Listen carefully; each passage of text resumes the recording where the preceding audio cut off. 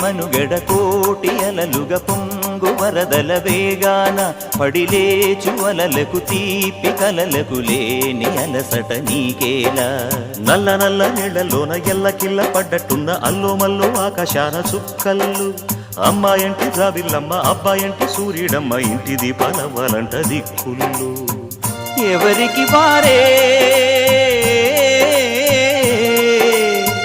యమునకు నీరే రేవు నీరు నావదంట నావతోడు రేవుదంట పంచుకుంటే